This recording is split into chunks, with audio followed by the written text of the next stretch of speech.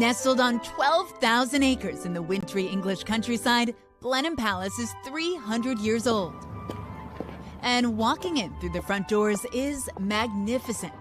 Wow. The scale so massive, fit for a 30-foot tree.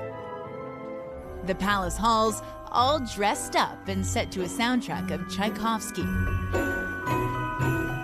We caught up with Lady Henrietta Spencer Churchill, who reminds us this house still belongs to a family. I mean, I remember when I was a child, we used to have open fires, masses of candles, a big buffet laid out there.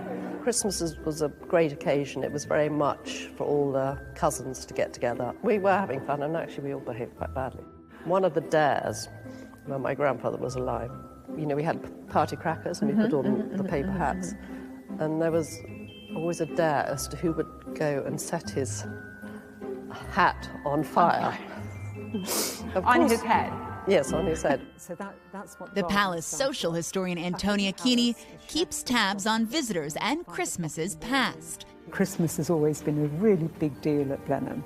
There are some signatures there, and I wonder if you can pick out one of our most famous prime ministers. Yes, of course. There we go. Winston and Clemmy have signed their names. He was born here, as you know, and he came to Blenheim regularly. That picture is absolutely wonderful. It shows the 10th Duke playing Splat the Kipper. I don't know if you have that. No, we didn't have that game growing up. Did you not? That dress. I know. Oh, the jewels, the dress, the whole thing. It was a very different place then. Very different. They don't bring their horses with them or anything. Right, no carriages to speak of. No. Well, actually, speaking of carriages, we headed to Althorpe House, the 500-year-old estate where Princess Diana spent her teenage years, growing up with her younger brother, Charles Spencer. He's the 9th Earl and moved back into the house 30 years ago. Wow. Hello. Well, welcome, Molly, and a Merry Christmas. Come on in. Merry Christmas to you. Please. Inside from the elements and just beyond the entryway, the main event. Well, you've got the show-stopping entrance, and then you've got the show-stopping tree right here. 23 feet tall, surrounded by family portraits, including one of Princess Diana keeping watch. When people talk about Christmas at Althorpe, this is what I think of primarily. It's this tree. So planted 20 years ago.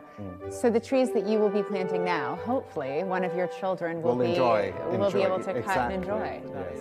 But growing up, Christmas was a more formal affair. I had a stepmother who was quite controlling, and she used to have a chair for everyone, and we used to have to. I hate opening presents. I'm sure a lot of people do. In the family albums, Earl Spencer takes us through a few historic snaps. We're looking at Althorpe from well over 120 years ago, with a dusting of snow on the ground at another Christmas. Oh, it looks so Christmassy. It doesn't it? It's timeless, really. 2 beautiful, stately English homes, all decked out for Christmas. Just spectacular decorations all around. Pretty different than my own Christmas tree. Definitely different than how this family would have celebrated Christmas 300 years ago. But Blenheim Palace is open to the public. Families can come on down, buy tickets to check out these decorations. I'm gonna go get some mulled wine, guys. I hope you have a great Christmas Eve tonight and Christmas tomorrow. I'll send it back to you. Oh, Molly Hunter, thank you so much for that. Hey, thanks for watching our YouTube channel. Find your favorite recipes, celebrity interviews, uplifting stories, shop our favorite deals, and so much more with the Today app. Download it now.